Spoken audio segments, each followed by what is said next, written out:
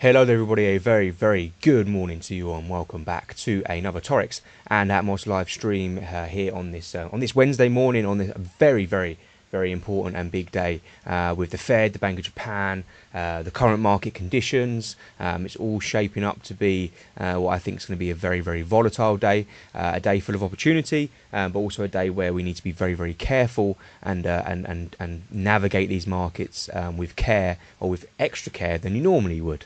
So it's good to see you all, and thank you for welcoming me back. As you know, we have made just a slight change to things, so really exciting actually. So I'm going to be cutting the streams down a little bit, but I'm going to be making the streams, more purposeful. So like coming on when I know there's going to be some moves and some things that we need to talk about, and also we're updating all of the look of the streams. They're looking really good. So we've got the design team on that, yeah, we're going to be working on the academy. I'm hiring another analyst to help me with that. So we've got lots of exciting new content in the pipeline. So I'm looking forward to sharing that with you all, and I appreciate the patience. I'm at the moment, I'm a one-man band, apart from the design team and the editing team behind me. But in terms of analyst stuff, it's just me at the moment. So yeah, I do appreciate the patience on that. So good morning to you all. Hello to you, Lara. Good to see you. Osama, good to see you as well. Thank you very much for joining me today.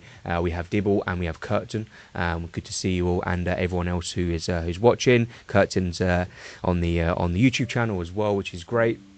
We've now got over 1,000, well over 1,000 members across both the Taurex and the Atmos Discord channels, which is fantastic. So it's good to see you all, and thank you very much. I know a lot of people do watch this on catch up, so which is great. And Theo, hello to you. Good to see you. I hope you're doing well. Thank you very much for the message, and a new member in our Discord channel. So a very warm welcome to you, and I appreciate you popping up and saying hello, because a lot of people who do join don't say too much, which is fine. They sort of just digest the content in the background. But I always think that the more you talk and communicate and share ideas and come join the streams and stuff, the more you're going to get out of actually being in the Taurex or the Atmos communities that we've got running. So good to see you. Of course, this is, as always, what I want to do in these streams is make them a live Q&A session as well. So I will leave some time at the end, but anytime there's any requests for markets that you want me to cover, then let me know. And in the chat section, you can do it on Discord, you can do it on the YouTube channel, I don't really mind. Drop a comment in terms of what markets you want me to cover for today, or any questions that you have on the Fed, what you think might happen, or what you want to know from me in terms of what's going to happen. Please ask those questions, because I'd be more than, that's what the point of the streams are as well. Okay, right, so let's get straight into it for today then.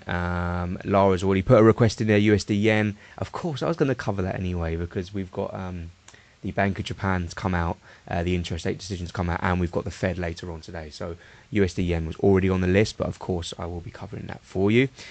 Just want to give you a quick rundown on what happened with the Bank of Japan and what that means going forward, right? Because pretty much what we expected. The Bank of Japan decided not to increase interest rates. They decided to keep rates where they were, which is exactly what we're expecting for the Fed later on. And the main objective of the stream today is I want to make sure everyone is crystal clear in terms of what's important and what we really should be looking at, because it isn't the interest rate decision we should be looking at. It's the language that's used after the interest rate decision to determine whether we're going to see hawkish, i.e. currency strength, or dovish, i.e. currency weakness. So when you look at the Bank of Japan today, they held rates where they were, but what was their language that was used as a result of that? So analysts are of the view now that Bank of Japan will soon raise interest rates, but are split on the timing of the next hike. Now I've been reading this article, and I'll pop it in the on the channel as well for you to take a look at, just a little breakdown. It was a pretty unanimous decision in terms of keeping the rates where they were, but some of the things I was looking at is here. Japan's economy has recovered moderately, although some weakness has been seen in part. They cautioned high uncertainty surrounding Japan's economic activity and prices, including the evolving situation regarding trade and domestic firms' wage and price setting behaviour. The bank is seen to be referring then to the reciprocal tariffs and sector-specific tariffs that Trump is expected to announce on April the 2nd. So basically, and then while without mentioning Trump's tariffs specific, this is what it's all going to be about. Is that Powell's got this coming to him later as well. Without mentioning Trump's tariffs specifically, Ueda said last week, that he was very worried about uncertainty surrounding overseas economic developments. As a result of all of that, when you think about the language that's used there, it's a little bit on the dovish side, I would say, because he's concerned clearly about, without directly saying it, he's concerned, or the Bank of Japan are concerned about the Trump tariff situation and the impact that's going to have, not just on Japan, on Japan specifically, but also on the broader economy, broader global economy. So when I look at that, and I then go to the Japanese yen, it's no real surprise that we see, I wouldn't say massive moves, because I think the big one is the Fed later. But you can see broadly, we have seen some yen weakness to begin the day. Now, looking at dollar yen, you can actually see we're actually coming for a bit of a reversal here. There's potentially a scalping opportunity here. For those who are active on their platforms right now,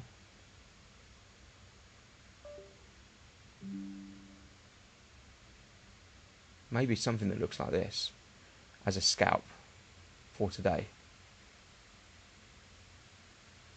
It's sort of already had the reactions. We might need to enter a bit later. Not something that I'm necessarily going to do, but it could be a good scalping opportunity, because I think the Bank of Japan were fairly dovish in what they were saying. That's great. Okay, that's fine. But what about the dollar side of the story? Now we know the Bank of Japan side of the story. What about the dollar side of the story? Well, and I will go back to dollar yen. Later on today, if you've checked your economic calendars, which I'll show you, the one that I've got on the Taurex Plus, which you can access all of this for free with a Taurex account, which is great. You get the economic calendar, you get technical views, you get featured ideas, economic insights, which is quite a good one as well. Let me click on that.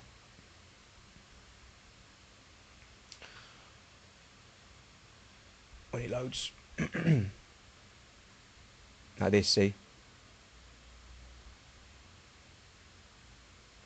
You get economic insights, and you can add it to your calendar, and you can actually check charts as a result of that and see all different bits of detail in regard to the actual news itself. But on the actual calendar, just to show you where the event is, it's tonight. It's 7 o'clock UK time, so I think for me that's 11 or 6 o'clock UK time. 7, I'm sure it's 11 o'clock for me. We've got the interest rate decision. It's this one here. So as we know, we're expecting interest rates to be kept at 4.5%. Let me show you a quick tip in terms of how I know that's going to happen. Is the CME FedWatch tool.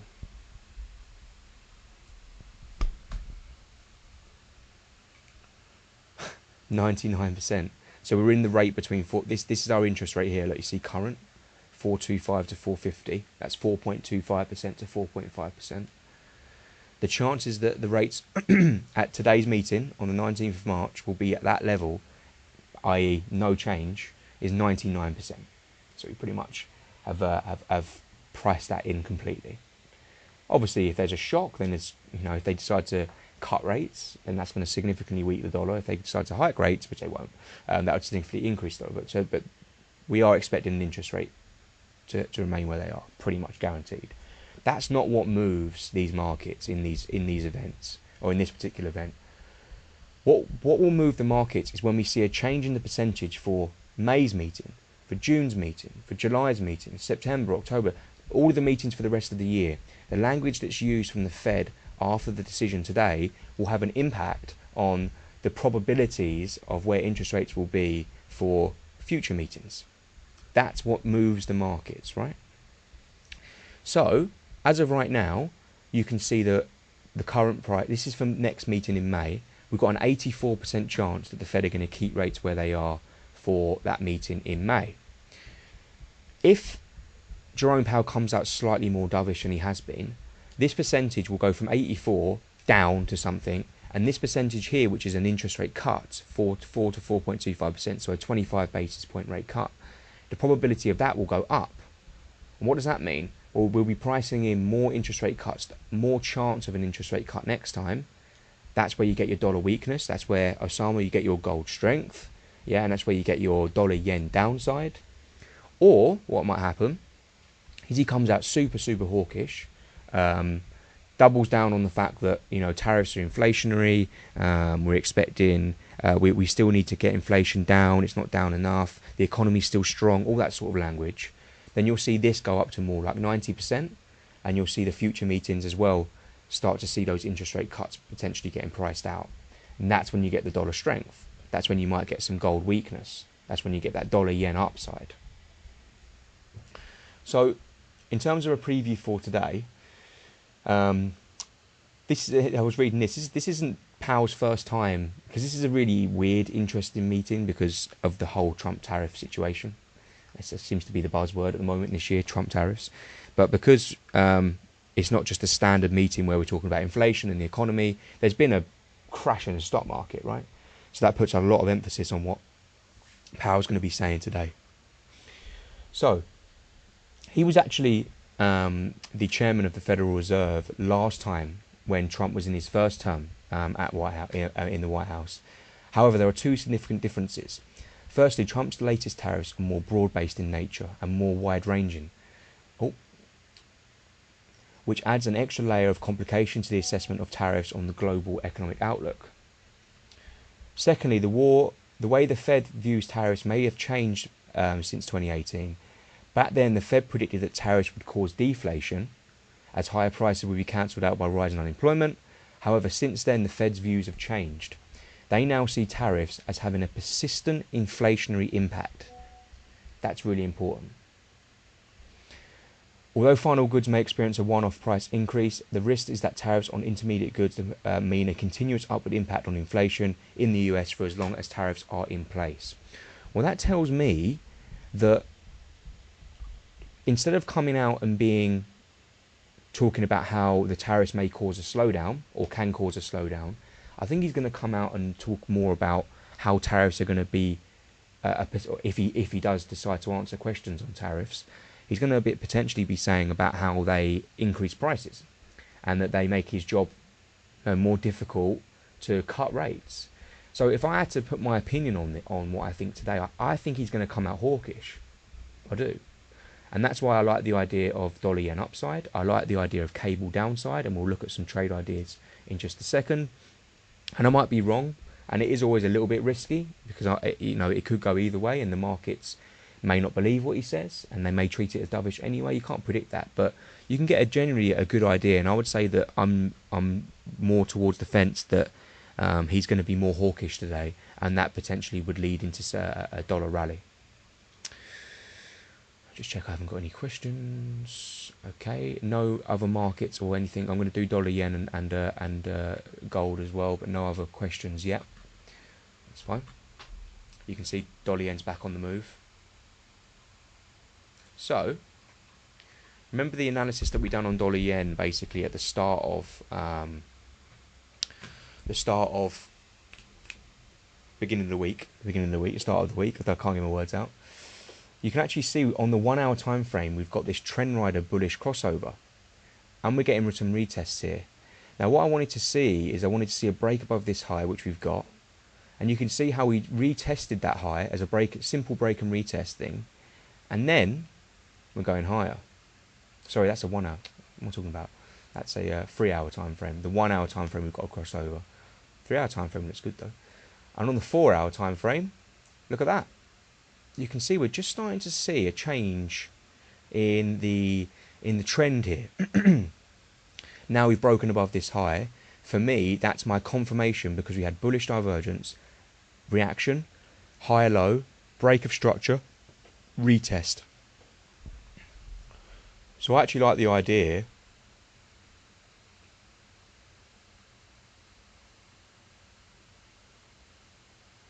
of going long dollar yen with an 87 pip stop loss. Take profit at this high, but potentially, if this trend is changing, we may even get a move up to the mid 150s again. that would still only be sort of the middle of this move as well. And if I draw a fib on that, you can see that high there is a 38.2, so we're probably going to see a reaction there. But then you may even want to target the 61.8.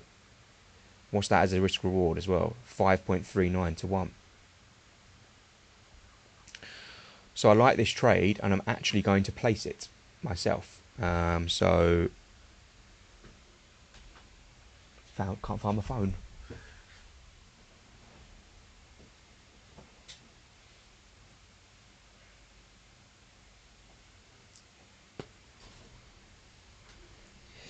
Because I like the idea of I like the analysis that's gone in behind that.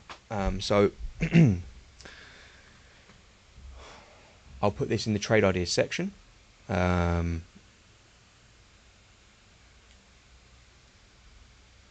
Risk calculator I need.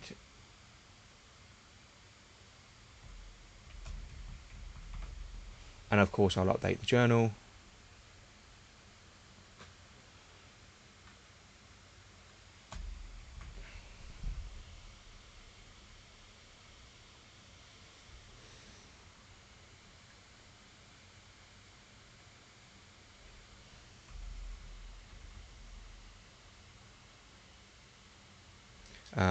My account currency is that 70,000. And then what I'm going to do is I'm going to put 1.5% risk on that trade. So it's an 88 pip stop loss, which means it's for me it's a 2-lot trade.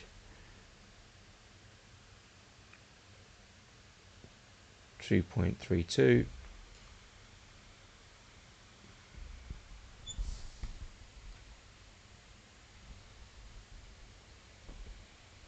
Boom. And then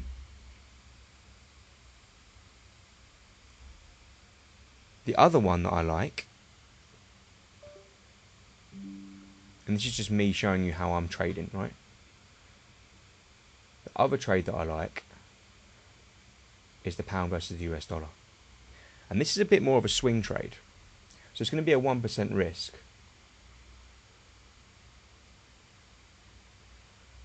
Let me explain. Let me place the trade first, and then I'll explain. First of all, the risk reward's great. And we've got a 41 pip stop loss. So for me, that's a 2.5 trade. 2.5 lot trade.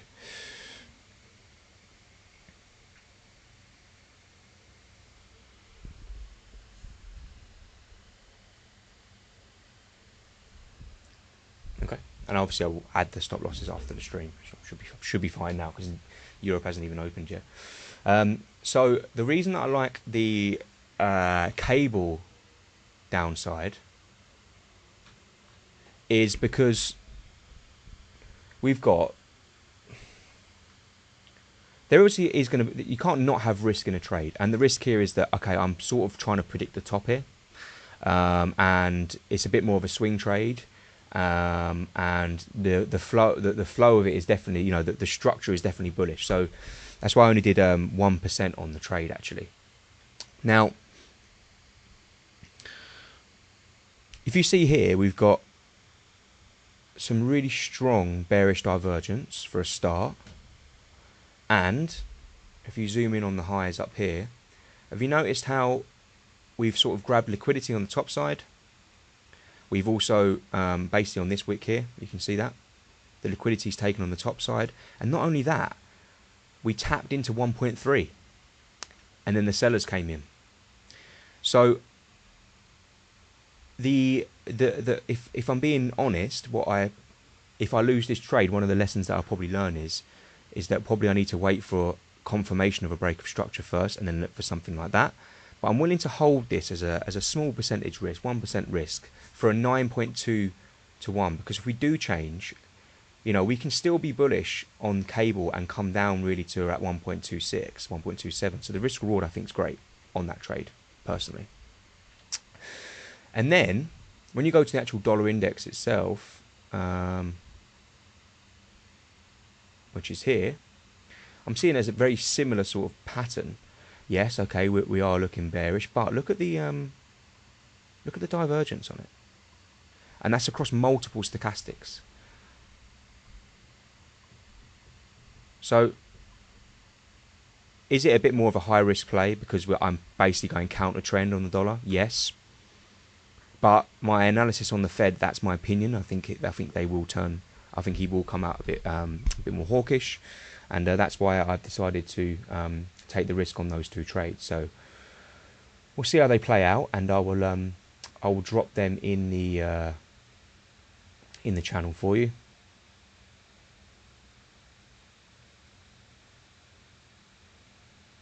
Probably just going to move my stop 148.722.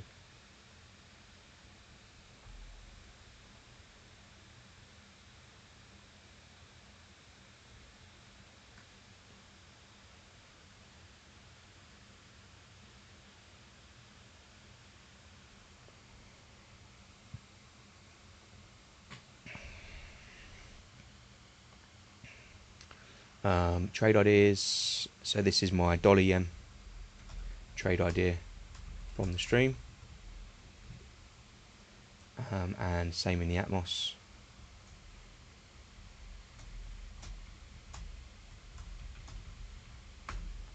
Okay, good stuff.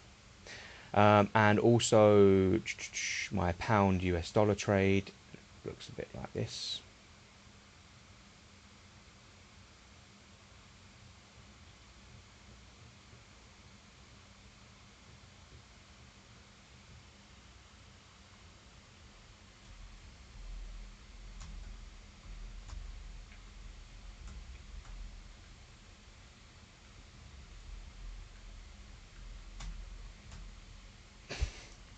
Yeah, I've gone full margin on this. 25% risk. No, of course not. I'm only joking. This is just risk management. In total I've done 2.5% on 2 4-hour trades. It's not too bad. Normally I'd only do max 2%, but I've sort of split the trades out.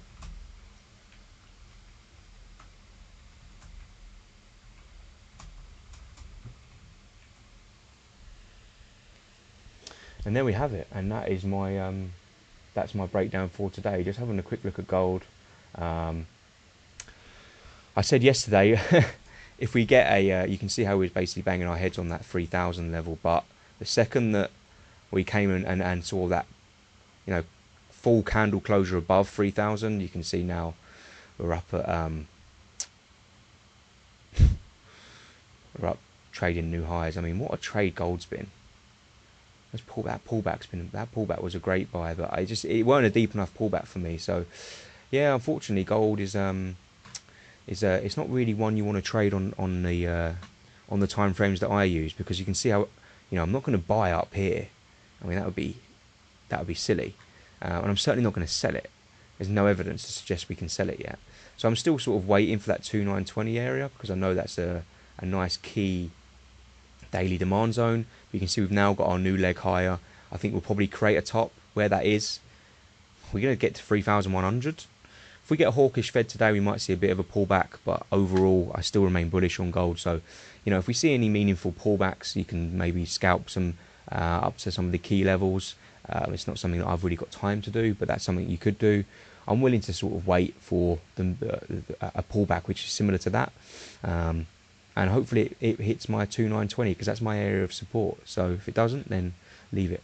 Yeah, and 3,200, there's no reason why that couldn't be hit,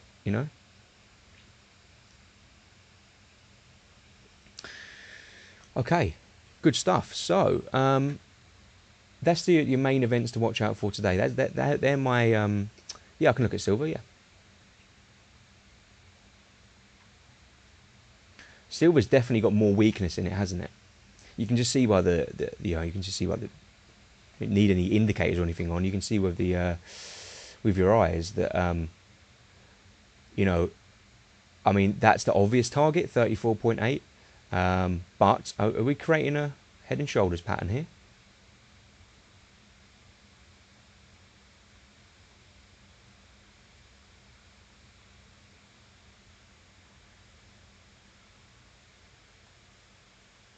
Oh, I drew that wrong. You know what I mean. Head of it up here. Is this the right shoulder? Maybe.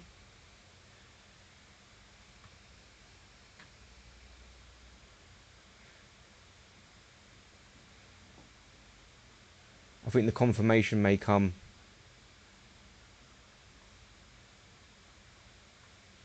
something like this. So a hawkish Fed today, we could see a move down there. But yeah, it's potentially a head and shoulders. So what I would do is I probably wouldn't trade it up here. If we do manage to get into any scalping trades, I would use that as my target.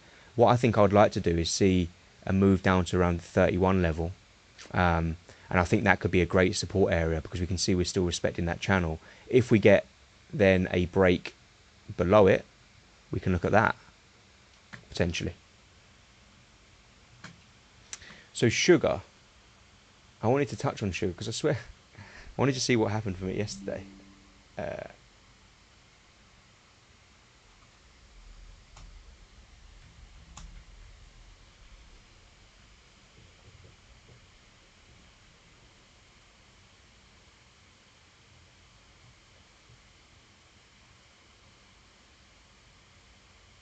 I thought I marked a trade on it.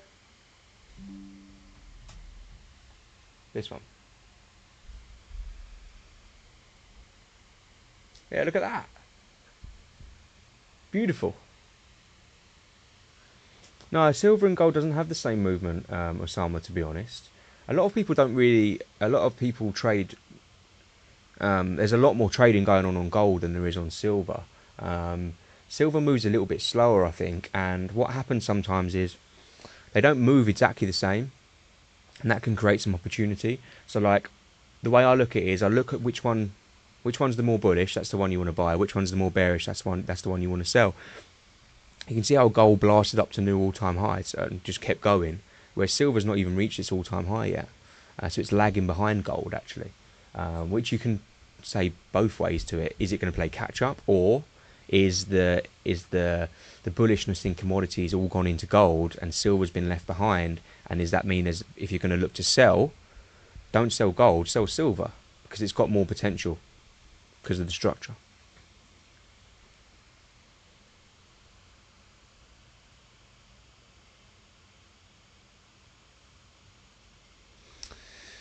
Okay, I'll probably leave that there, and we'll see how we get on with these trades today. I don't really like going counter trend like that, but hopefully it can be good. Be careful today, because I imagine we're going to see some volatility from the interest rate decision, and also, or mainly, the language that's used after it. So make sure you are risk managed. That's why I've had to go and put my stop losses in place now. So yeah, they're my two trade ideas for today. The stock market, I think, is geared up for more weakness. We had a big move lower yesterday. I still want to see a test of the 200-day moving average first. If we do see that test of that 200-day moving average, I'm actually probably going to sell stocks for the first time. So when that opportunity arises, I will make sure I let you know. I'll be doing a quick recap stream on Friday, just to see what's happening with my trades. So I've still got Euro Yen long as well. So we'll see how that goes, because that's running really nicely.